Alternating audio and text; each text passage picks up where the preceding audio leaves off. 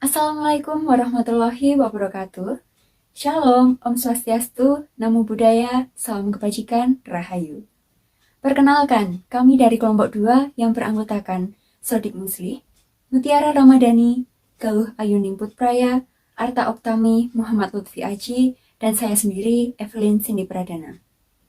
Kali ini kami akan membahas dan memberikan argumentasi kami terkait dengan Jurnal Hukum Perdata Internasional yang berjudul The Particularity of the Conflicts of Laws in Morocco, The Inverse Case of the Personal Statute of Foreigners.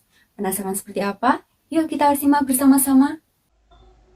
Pendahuluan, di mana jurnal ini berasal dari Indonesian Private Law Review, Faculty of Law, Universitas Lampung, Bandar Lampung, Indonesia, Volume 3, Isu 1 pada tahun 2022, yang ditulis oleh Syaf Edin Asadik pada tanggal 28 Juni 2022. Selanjutnya terkait dari tujuan jurnal. Tujuan jurnal ini bertujuan untuk menjelaskan dasar historis dan hukum pendekatan Maroko terhadap hukum perdata internasional, khususnya hal-hal yang menyangkut undang-undang pribadi orang asing. Namun tidak hanya teori umum kualifikasi, ketertiban umum, renvoy, dan penghindaran hukum yang berkembang secara khusus, tetapi juga penerapan prinsip-prinsip ini pada materi pelajaran, salah satunya statuta pribadi, mengingat pentingnya unsur sejarah dalam adopsi dan pengembangan bidang ini. Dan di sini ada dua rumusan masalah dalam jurnal tersebut. Yang pertama itu, bagaimana sistem hukum Maroko menerapkan teori umum konflik hukum. Sedangkan yang kedua itu ada apa perbedaan status pribadi dalam menerapkan aturan konflik hukum. Dalam metode penelitian ini, metode yang digunakan dalam penelitian ini adalah Eudidis normatif dengan ciri historis deskriptif. Deskripsi sejarah itu diperlukan. Metode penelitian yang digunakan adalah kualitatif. Temuan jurnal ini akan menyoroti perlunya perubahan atau klasifikasi dari kebingungan yang disebabkan oleh percampuran ketentuan hukum yang berbeda bagi para profesional hukum dan juga para pemisah. Oke, untuk yang selanjutnya dalam jurnal ini, untuk pertamanya itu membahas mengenai sistem hukum Maroko dalam menerapkan teori umum konflik hukum di Maroko. Dalam hal ini, doktrin dan jurisprudensi Prancis berperan penting, terutama dalam membentuk landasan dari teori umum konflik hukum, di mana hal ini berkaitan dengan yang pertama adalah kualifikasi. Kualifikasi sendiri terdapat dalam sistem common law, di mana konflik kualifikasi ini terjadi di antara hukum forum dan juga hukum asing yang berlaku. Lalu yang kedua adalah renvoi.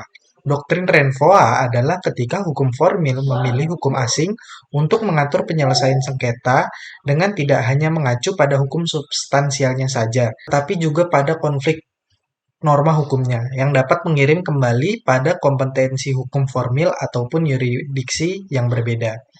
Lalu yang ketiga adalah penghindaran hukum. Penghindaran hukum ini merupakan sanksi standar bagi suatu pihak yang melakukan manipulasi kejahatan dari hukum yang berlaku untuk mendapatkan keuntungan yang sebenarnya tidak diperbolehkan oleh hukum tersebut. Penghindaran hukum ini tidak bisa diklaim dengan begitu saja.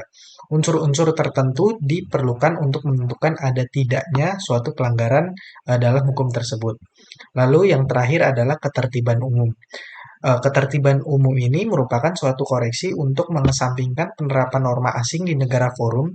Jika diterapkan secara intrinsik, maka akan bertentangan dengan negara forum tersebut. Dalam hal ini terdapat dua elemen penting di dalamnya. Yang pertama adalah sistem hukum kedua negara tersebut tidak kompatibel satu dengan yang lain, yang artinya sistem hukum antara kedua negara tersebut terdapat ketidakcocokan hasil antara kaum internal forum hukum dan juga hukum internal yang berlaku pada pilihan hukumnya. Kemudian yang kedua adalah terdapat ketidaksesuaian antara tatanan sosial, moral, politik, atau ekonomi dari hukum forum dan hukum asing tersebut. Misalnya saja, seperti pernikahan sesama jenis yang telah disetujui oleh Parlemen Prancis sejak 2016. Tetapi pernikahan semacam ini tidak diperbolehkan di dalam oleh hukum Maroko, seperti itu. Pembahasan yang kedua itu ada kekhususan aturan yang mengatur status pribadi, yang itu ada asas hukum kebangsaan sebagai faktor penghubung. Faktor penghubung pada status pribadi adalah lex patri, yang mana menyerahkan perkawinan dan perceraian. Faktor penghubungnya adalah kebangsaan. Raja Maroko menjamin hak dan status pribadi yang mana akan menguntungkan semua orang dengan hak berdasarkan prinsip kesetaraan hukum untuk semua orang asing di Maroko. Maroko adalah negara emigrasi.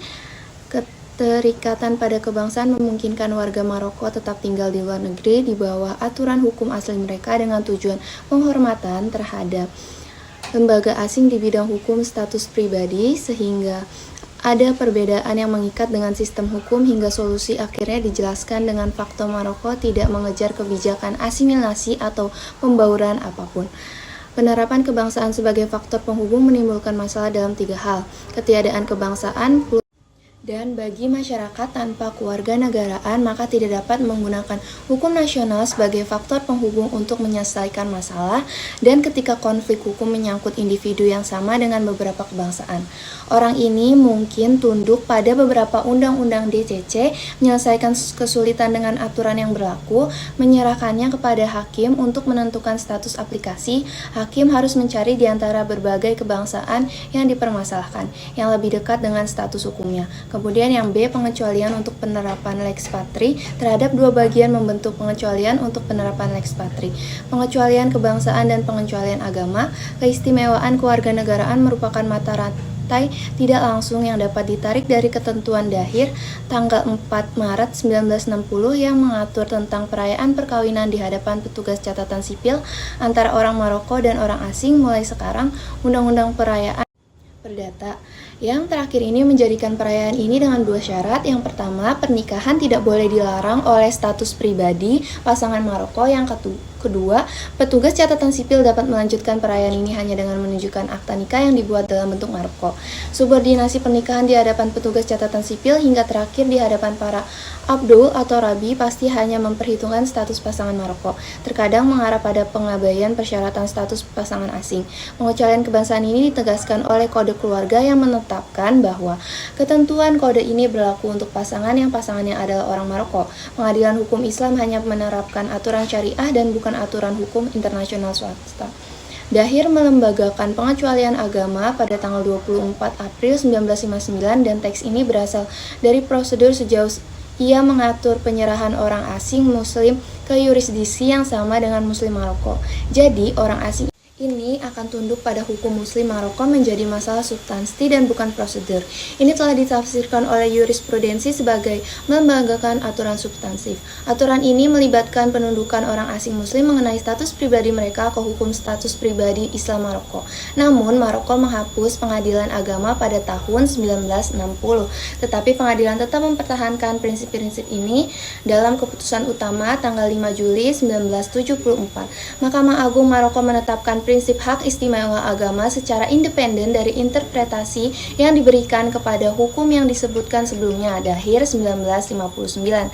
Dalam keputusan lain pada 11 Januari 1982, Mahkamah Agung menegaskan bahwa hukum Maroko mengatur penetapan hukum nasional mereka kepada orang asing non-muslim dalam hal status pribadi harus dikecualikan dari ruang lingkup penerapan pasal 3 DCC muslim asing yang dengan cara ini diatur oleh hukum Maroko.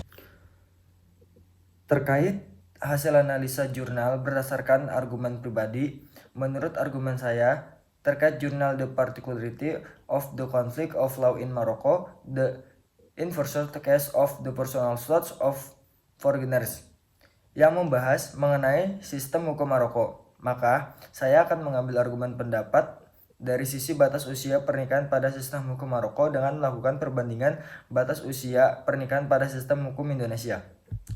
Mengenai batas usia pernikahan pada sistem hukum Maroko, amandemen Undang-Undang Perkawinan yang dilakukan Maroko pada tahun 2004 sebagai berikut. Yang pertama, menjunjung harkat dan martabat perempuan dalam keluarga, yang mana suami istri memiliki tanggung jawab yang sama untuk membina rumah tangga. Yang kedua, hak-hak perempuan untuk melakukan perbuatan hukum sesuai dengan kehendaknya selama perkawinan dilindungi oleh undang-undang. Yang ketiga, usia minimum untuk dapat menikah antara laki-laki dan perempuan ditetapkan sama, yaitu minimal dengan umur 18 tahun. Meskipun demikian, dispensasi usia perkawinan dapat diberikan oleh hakim kepada calon suami dan istri yang telah berusia 16 tahun. Izin pengadilan tersebut harus dimintakan oleh kedua orang tua atau walinya. Hal ini tercantum dalam pasal 19 sampai dengan 22 Undang-Undang Keluarga Maroko. Yang keempat, pembatasan poligami. Yang kelima, hak perempuan untuk mengajukan cerai dan hak yang harus diterimanya. Yang keenam, dapat melakukan pemisahan harta antara suami dan istri berdasarkan kesepakatan bersama. Amandemen hukum keluarga ini mengakomodir kesetaraan gender yang menyatakan tidak adanya perbedaan antara laki-laki dan perempuan. Hal tersebut terlihat sekali yang mana sebelumnya dalam Waddah al-Ahwa al-Sakishiyah mengatur batas usia boleh menikah berumur 18 tahun bagi laki-laki, sedangkan bagi perempuan berumur 15 tahun. Namun dengan adanya reformasi di tahun 2004 Maroko itu, maka penempatan batas usia perkawinan menjadi 18 tahun bagi calon laki-laki dan perempuan sebagaimana tuntutan kesetaraan antara hak bagi laki-laki dan perempuan di negara Maroko. Nah, sedangkan perbandingan pada sistem hukum Indonesia, batas usia pernikahan pada sistem hukum Indonesia, penetapan usia perkawinan terdapat pada Undang-Undang Perkawinan Nomor 1 Tahun 1974 yang telah diubah dengan Undang-Undang Nomor 16 Tahun 2019. Perkawinan hanya diizinkan apabila calon mempelai laki-laki mencapai usia 19 tahun dan calon mempelai perempuan telah mencapai 19 tahun juga. Apabila calon mempelainya belum cukup umur untuk melaksanakan perkawinan, maka dapat mengajukan dispensasi pernikahan ke pengadilan. Dalam hal ini, penyimpangan pada undang-undang perkawinan dapat dimintai dispensasi kepada pengadilan atau pejabat lain oleh kedua orang tua pihak laki-laki maupun perempuan. Nah, di sini pada komplikasi hukum Islam atau biasa disebut KHI, pasal 15 ayat 1 menyebutkan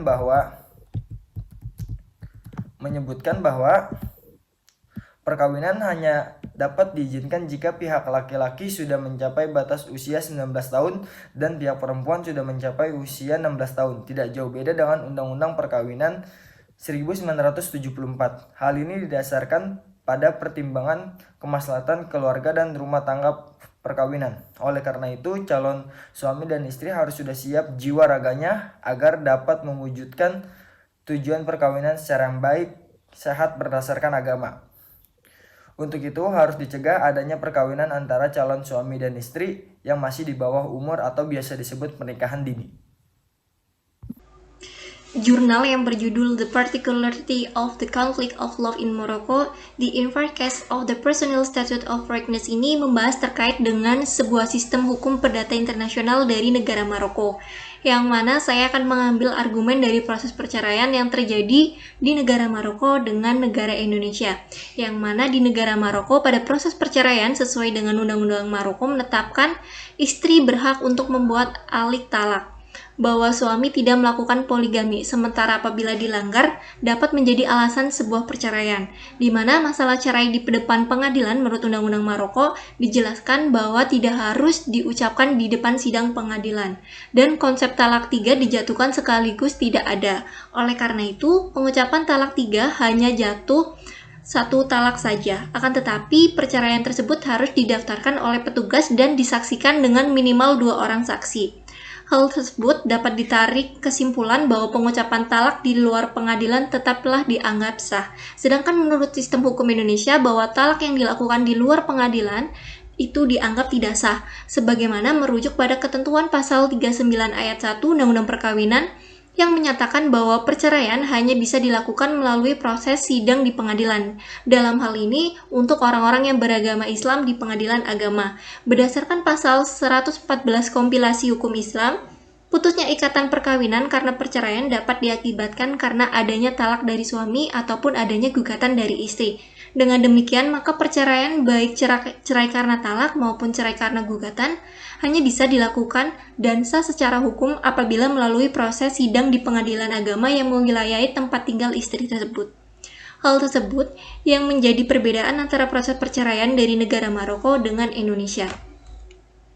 Akibat dari perceraian tersebut, baik di negara Maroko maupun negara Indonesia, terdapat perbedaan, yaitu pada batas usia anak, di mana negara Maroko bahwa batas usia anak boleh memilih antara ayah dan ibunya pada usia 15 tahun sebagaimana mengacu pada pasal 166, 167, Sedangkan di negara Indonesia bahwa pemeliharaan anak yang belum berusia 12 tahun maka akan jatuh kepada ibunya. Di atas 12 tahun maka bebas untuk memilih ayah ataupun ibunya sebagaimana mengacu pada pasal 105 ayat A dan B kompilasi hukum Islam. Selain itu terkait dengan status personal yang dianut oleh negara Maroko yakni lex patri atau asas personalitas maupun kewarganegaraan sebagaimana mengacu pada pasal 3 DCC akan tetapi setelah 9 tahun pasal 2 dari Moroccan Family Code memberikan beberapa pengecualian untuk aturan itu sehingga mengajukan beberapa konflik ke Lex Fori. Akibatnya pengecualian menjadi aturan dan sebaliknya. Hal tersebut memiliki kesamaan dengan negara Indonesia sebagaimana mengacu pada pasal 16 AB bahwa status dan personal seseorang itu ditentukan berdasarkan sistem hukum di mana orang itu berasal. Kesamaan tersebut juga disebabkan karena negara Maroko dengan negara Indonesia sama-sama menganut sistem civil law. Akan tetapi jika dibandingkan dengan negara yang menganut sistem common law seperti negara Afrika Selatan, Denmark, Norwegia, Brasilia, maupun Argentina, maka mereka menganut kaidah HPE-nya yaitu asas domisili, yang mana semua orang yang berdomisili di wilayah suatu negara dianggap tunduk kepada hukum negara tersebut. Di mana prinsip domisili ini dibagi menjadi domisili of origin atau tempat seseorang dilahirkan dan domisili dependent yaitu untuk anak di bawah umur 16 tahun dan perempuan yang sudah menikah, dan ada domisili pilihan yaitu bagi seseorang yang berusia di atas 16 tahun dapat menentukan negara atau tempat tinggalnya untuk hidup sehari-hari dengan secara permanen. Adapun di dalam kasus pernikahan sesama jenis yang telah disetujui oleh Parlemen Prancis sejak 2016, tetapi pernikahan semacam itu tidak ada di bawah atau diakui oleh sistem hukum Maroko. Setiap kali kasus tersebut, Hakim Maroko tidak dapat menerimanya mengingat pernikahan sesama jenis mengganggu ketertiban umum dari negara Maroko, sehingga hal tersebut sebagai alasan untuk tidak menerapkan ketentuan dari negara Prancis. Kasus tersebut juga menggambarkan bahwa negara Maroko tetap konsisten dalam menggunakan prinsip nasionalitas atau lex patri guna tetap menjaga akan tatanan moral dan mencapai kesejahteraan masyarakat seluruhnya yang berjalan secara teratur sesuai dengan hukum dan norma-norma yang berlaku di negara Maroko, serta guna mewujudkan penegakan pengaturan maupun adanya kepastian hukum. Di dalam jurnal The Particulary of the Conflict of Law in Morocco, the inverse case of the personal statute of foreigners dibahas terkait sistem hukum Maroko. Saya akan memberikan argumen berkaitan dengan warisan dan kemudian akan saya bandingkan dengan hukum kewarisan yang ada di Indonesia. Kemudian saya akan membahasnya secara lebih lanjut ke arah pembaruan hukum keluarga yang ada di Maroko dan juga di Indonesia. Di Maroko berkaitan dengan warisan khususnya soal perbandingan bagian antara laki-laki dan perempuan, soal wasiat wajibah bagi cucu yatim, dan soal bagian anak angkat berdasarkan undang-undang yang dibuat pada tanggal 3 bulan 4 1958 merupakan masalah perbandingan bagian laki-laki dan perempuan dalam waris yaitu 2:1, sedangkan wasiat wajibah hanya berlaku bagi cucu dari laki-laki sedangkan cucu dari perempuan tidak berlaku wasiat wajibah. Berdasarkan muatan undang-undang tersebut tergambar bahwa hukum keluarga di Maroko yang awalnya hanya termaktub dalam kitab-kitab fikih yang mazhab Maliki mengalami pembaruan-pembaruan, sedangkan di Indonesia hukum kewarisan termuat dalam KHI terdiri atas 6 bab dan 44 pasal 171 sampai 214. Dari segi yuridis formalnya, perkara kewarisan belum pernah dibahas dalam peraturan perundang-undangan di Indonesia, baru dalam KHI aturan tersebut diberlakukan. Selama ini para hakim peradilan agama menetapkan hukum kewarisan berdasarkan sumber hukum yaitu Al-Quran dan hadis dan kitab-kitab fiqh.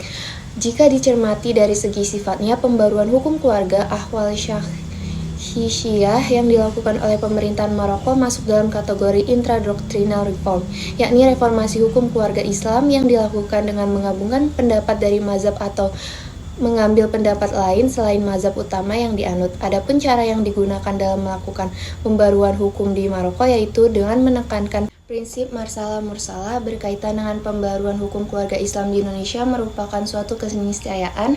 Hal tersebut dikarenakan adanya tuntutan perubahan zaman, perkembangan ilmu pengetahuan, pengaruh globalisasi, ekonomi, pengaruh reformasi dalam berbagai bidang hukum, dan juga pengaruh pembaruan pemikiran Islam yang mengharuskan pintu ijtihad senantiasa terbuka untuk menemukan hukum baru terhadap persoalan baru dalam hukum keluarga. Berdasarkan jurnal yang berjudul The Particularity of the Conflict of Laws in Morocco, The Inverse Case of the Personal Statute of Foreigners, yang membahas mengenai sistem hukum Maroko. Saya akan memberikan argumen mengenai poligami sebagai salah satu contoh ketertiban umum pada sistem hukum Indonesia dengan melakukan perbandingan pada sistem hukum Maroko. Baik, kita awali dengan pengertian ketertiban umum. Ketertiban umum merupakan suatu koreksi untuk mengesampingkan penerapan norma asing di negara forum, karena jika diterapkan secara intrinsik, maka akan bertentangan dengan negara forum. Nah, dalam hal ini terdapat dua elemen penting. Elemen yang pertama adalah sistem hukum kedua negara tersebut tidak kompatibel satu dengan yang lain. Artinya di sini adalah terdapat ketidakcocokan hasil antara hukum internal forum dengan hukum internal yang berlaku berdasarkan pilihan hukum. Kemudian elemen penting yang kedua adalah terdapat ketidaksesuaian antara tatanan sosial, moral, politik, atau ekonomi dari hukum forum dan hukum asing. Salah satu contoh ketertiban umum adalah poligami. Di beberapa negara, poligami ini tidak berada di bawah hukumnya. Tetapi di Maroko justru menjadi institusi yang berada di bawahnya. Jadi apabila terjadi kasus seperti itu, maka hakim akan mengajukan permohonan ketertiban umum tersebut sebagai alasan untuk tidak menerapkan hukum asing. Nah, di Indonesia sendiri, poligami merupakan hal yang tidak asing di telinga masyarakat. Negara yang dikenal sebagai negara mayoritas muslim terbesar di dunia ini dianggap menerapkan hukum poligami yang relatif lebih longgar dibandingkan dengan negara-negara muslim lainnya. Karena asas yang dianut oleh Undang-Undang Perkawinan sebenarnya bukan merupakan asas monogami yang mutlak. Di Indonesia, pengadilan agama atau pengadilan negeri baru dapat memberikan izin kepada suami untuk berpoligami apabila ada alasan yang tercantum di dalam pasal 4 ayat 2 Undang-Undang Perkawinan nomor 1 tahun 1974. Alasan-alasan tersebut yang pertama, istri tidak dapat menjalankan kewajibannya sebagai istri. Alasan yang kedua, istri mendapat cacat badan atau penyakit yang tidak dapat disembuhkan. Dan alasan yang ketiga adalah istri tidak dapat melahirkan keturunan. Selain itu, suami harus memenuhi syarat-syarat pendukung apabila ingin berpoligami. Nah, syarat-syarat tersebut yaitu yang pertama, adanya persetujuan dari istri. Kemudian syarat yang kedua, ada kepastian bahwa suami tersebut mampu menjamin keperluan hidup istri dan anak-anaknya. Kemudian syarat yang ketiga, ada jaminan bahwa suami tersebut akan berlaku adil terhadap para istri dan kepada anak-anaknya. Khusus untuk pegawai negeri sipil yang hendak berpoligami, syarat-syaratnya diatur dalam Peraturan Pemerintah Nomor 10 Tahun 1983, sebagaimana diubah dalam Peraturan Pemerintah Nomor 45 Tahun 1990. Aturan poligami bagi PNS ini secara eksplisit diatur dalam pasal 4, yaitu sebagai berikut. Aturan yang pertama, pegawai negeri sipil pria yang akan beristri lebih dari seorang wajib memperoleh izin lebih dahulu dari pejabat. Kemudian, pegawai negeri sipil wanita tidak diizinkan untuk menjadi istri kedua atau ketiga bahkan keempat. Permintaan izin sebagaimana dimaksud dalam ayat 1 diajukan secara tertulis. Dan dalam surat permintaan izin sebagaimana dimaksud dalam ayat 3 harus dicantumkan alasan yang lengkap yang mendasari permintaan izin untuk beristri lebih dari seorang. Nah, pengajuan permohonan izin poligami tersebut diatur dalam pasal 40, 41, 42, 43, dan 44 Peraturan Pemerintah Nomor 9 Tahun 1975 dan pasal 56 Kompilasi Hukum Islam. Ketentuan sanksi poligami di Indonesia diatur dalam pasal 45 ayat 1 PP Nomor 9 Tahun 1975, yaitu dihukum dengan hukuman denda setinggi-tingginya Rp7.500. Sementara ketentuan sanksi bagi PNS diatur dalam PP Nomor 53 Tahun 2010 tentang disiplin pegawai negeri sipil, yaitu dihukum dengan salah satu hukuman disiplin berat yang terdapat dalam pasal 7 ayat 4 sebagai berikut. Hukuman disiplin berat tersebut, yang pertama, penurunan pangkat setingkat lebih rendah selama 3 tahun, kemudian pemindahan dalam rangka penurunan jabatan setingkat lebih rendah, pembebasan dari jabatan, kemudian pemberhentian dengan hormat, tidak atas permintaan sendiri sebagai PNS, dan pemberhentian tidak dengan hormat sebagai PNS. Beralih ke negara Maroko, pada dasarnya hukum perkawinan di Maroko melarang seorang suami untuk berpoligami. Akan tetapi larangan itu tidak berlaku secara mutlak. Pengadilan tidak akan mengizinkan poligami jika, yang pertama, tidak terbukti memiliki alasan objektif yang luar biasa, dan yang kedua, pemohon tidak memiliki sumber daya yang cukup untuk menghidupi kedua keluarga dan jaminan semua hak nafkah, tempat tinggal, dan kesetaraan dalam semua aspek kehidupan. Apabila istri tidak mencantumkan syarat dalam taklid talak, suami yang ingin berpoligami tersebut harus mengajukan permohonan izin poligami kepada pengadilan dengan menyertakan syarat objektif yang luar biasa disertai dengan pernyataan kondisi keuangannya. Kemudian, perkawinan tersebut baru dapat dilangsungkan apabila calon istri yang kedua mengetahui dan menyetujui bahwa calon suaminya sedang memiliki istri selain dirinya. Ketentuan sanksi bagi para pelanggar aturan poligami di Maroko ini terdapat dalam pasal 43 Mudawanah Al-Usrah 2004, yaitu bagi pelaku pelanggaran aturan poligami dengan memalsukan data supaya bisa berpoligami, akan dikenakan sanksi pidana dalam pasal 361 KUHP, di mana pelaku tersebut akan diancam dengan hukuman penjara selama 3 bulan sampai 3 tahun atau ancaman hukuman denda 200 dirham sampai 300 dirham. Berdasarkan kaidah hukum intern Indonesia dalam pasal 16 Algemene Bepalingen van Wetgeving atau pasal 16 AB, pasal tersebut menyatakan bahwa status dan personal seseorang itu ditentukan berdasarkan sistem hukum di mana orang itu berasal. Artinya bahwa dimanapun warga negara Indonesia berada, maka hukum intern Indonesia lah yang tetap melekat dan harus digunakan olehnya. Dengan demikian, apabila warga negara Indonesia akan berpoligami di Maroko, maka ia tetap harus berdasarkan pada kaidah hukum yang berlaku di Indonesia. Sementara itu, ketertiban umum internasional di Maroko memiliki aspek yang agak khusus. Maroko menganut status personal, yakni lex patriae atau asas personalitas atau asas kewarganegaraan, sebagaimana mengacu pada pasal 3 DCC. Ketertiban umum internasional Maroko menentang pengesampingan hukum nasional asing. Untuk mengatasinya, pengadilan Maroko mencoba dengan segala cara menghormati status pribadi orang asing. Namun, sejak Maroko mengaksesi kemerdekaan, pemberlakuan undang-undang yang ditetapkan oleh aturan konflik hanya berlaku jika tidak bertentangan dengan ketertiban umum negara forum. Misalnya dalam pasal 4 Konvensi Prancis-Maroko 10 Agustus 1981. Dengan demikian, dapat disimpulkan beberapa hal yang membedakan poligami sebagai ketertiban umum di Indonesia dan poligami sebagai ketertiban umum di Maroko. Yang pertama, alasan poligami di Indonesia disebutkan secara spesifik, sementara di Maroko lebih general. Yang kedua, di Indonesia, selain aturan poligami yang berlaku secara umum, ada juga aturan yang berlaku khusus bagi PNS. Sementara itu, di Maroko, aturan tersebut berlaku secara menyeluruh bagi masyarakat Maroko. Kemudian yang ketiga, di Indonesia tidak ada ketentuan khusus yang memberi hak kepada perempuan untuk melarang suaminya berpoligami. Sementara di Maroko, seorang perempuan berhak mencantumkan dalam taklid talak yang melarang calon suaminya berpoligami saat akad nikah. Kedua negara tersebut sama-sama mengatur adanya poligami yang merupakan salah satu ketertiban umum.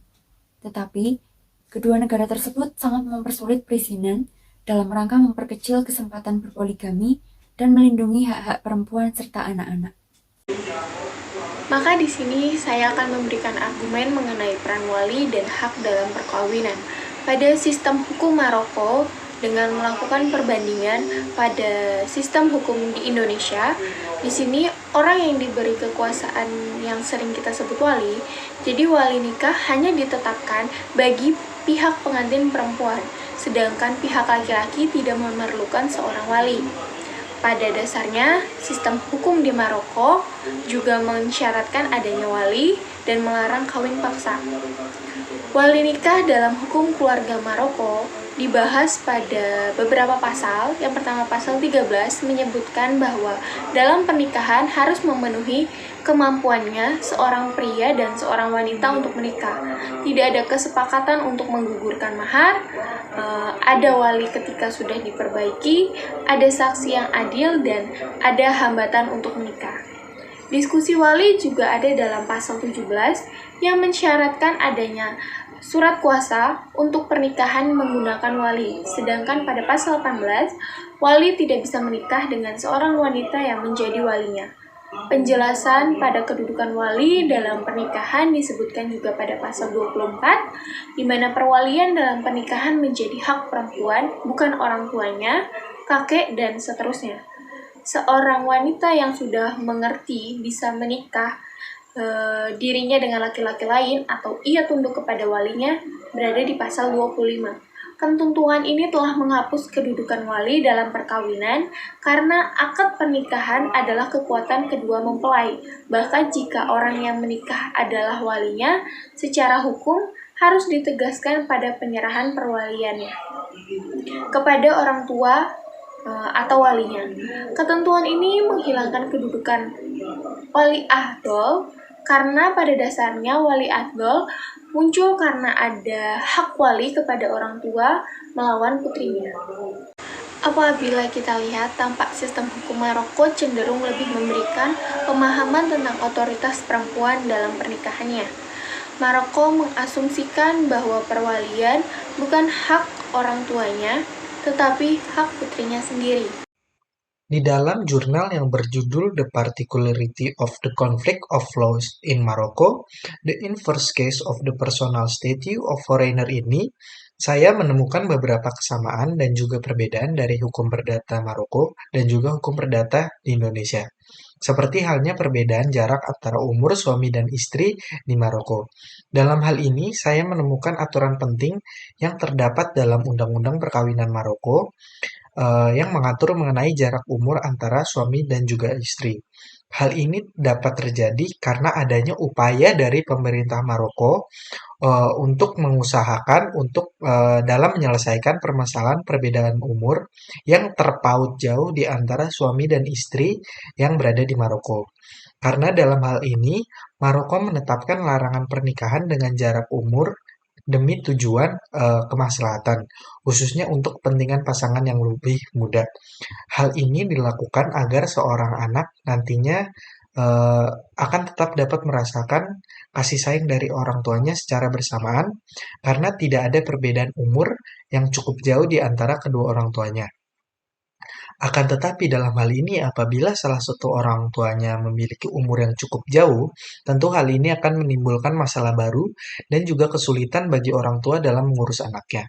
Semisal saja jika suami berusia 50 tahun dan juga istri yang berusia 35 tahun. Tentu hal ini akan sulit bagi tumbuh kembang sang anak karena adanya perbedaan umur tersebut. Sehingga pernikahan dengan jarak umur yang cukup jauh ini menjadi salah satu hal yang dilarang oleh pemerintah Maroko demi kemaslahatan warga negaranya. Hal ini sangat berbeda dibanding di Indonesia, yang mana di Indonesia sendiri tidak ada hukum maupun aturan yang mengatur terkait dengan jarak atau batasan terhadap umur suami dan juga istri. Hal ini tentu sudah menjadi masalah umum yang seringkali ditemui di Indonesia, di mana ada salah satu di antara pasangan suami istri yang umurnya cukup jauh. Dan tentunya hal ini akan berdampak bagi kehidupan anak ke depannya akibat perbedaan umur orang tuanya yang cukup jauh ini.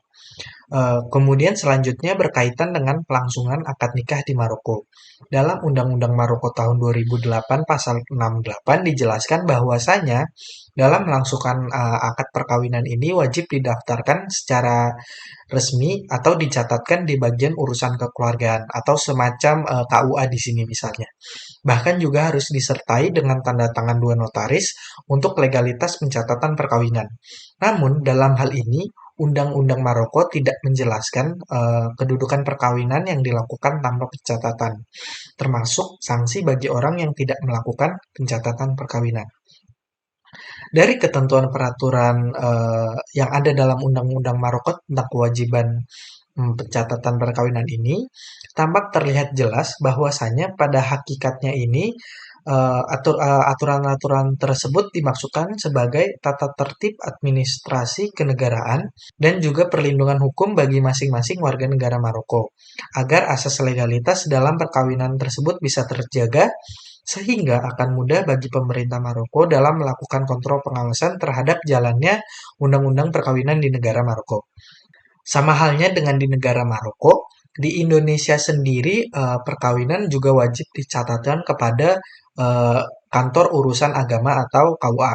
Hal ini bertujuan agar pihak yang melangsungkan perkawinan mendapatkan kepastian dan juga perlindungan hukum terhadap status perkawinannya. Dan juga hal ini dapat dibuktikan oleh adanya bukti autentik berupa buku nikah untuk membuktikan bahwasanya perkawinan tersebut benar-benar telah terjadi. Dan para pihak tetap dapat mempertahankan perkawinan tersebut kepada siapapun di hadapan hukum. Kemudian dalam pasal 2 ayat 2 Undang-Undang Nomor 1 Tahun 1974 tentang perkawinan, juga sudah dijelaskan bahwasanya tiap-tiap perkawinan harus dicatat menurut peraturan perundang-undangan yang berlaku. Kemudian lebih lanjut dijelaskan dalam kompilasi hukum Islam, pasal 5 ayat 1, yang menjelaskan bahwasanya agar terjamin ketertiban perkawinan bagi masyarakat Islam, setiap perkawinan harus dicatat, dan pencatatan perkawinan ini dilakukan oleh pegawai pencatat nikah. Perkawinan yang dilakukan di luar pengawasan pegawai pencatat nikah dianggap tidak mempunyai kekuatan hukum. Hal ini tentu berbeda dengan Maroko yang tidak mengatur secara jelas mengenai sanksi maupun konsekuensi hukum bagi warganya yang tidak melakukan pencatatan pernikahan. Di mana di Indonesia, apabila pasangan suami istri tidak mencatatkan perkawinannya di KUA, maka perkawinan tersebut dianggap tidak ada dan tidak pernah terjadi menurut peraturan perundang-undangan yang berlaku. Demikian pembahasan dan argumentasi yang telah kami sampaikan. Kiranya video ini dapat memberikan manfaat maupun referensi bagi kalian. Kritik maupun saran akan kami terima sebagai bahan perbaikan kami. Ada ikan, ada cumi-cumi. Di laut ada plankton. Sekian dari kami, terima kasih sudah menonton.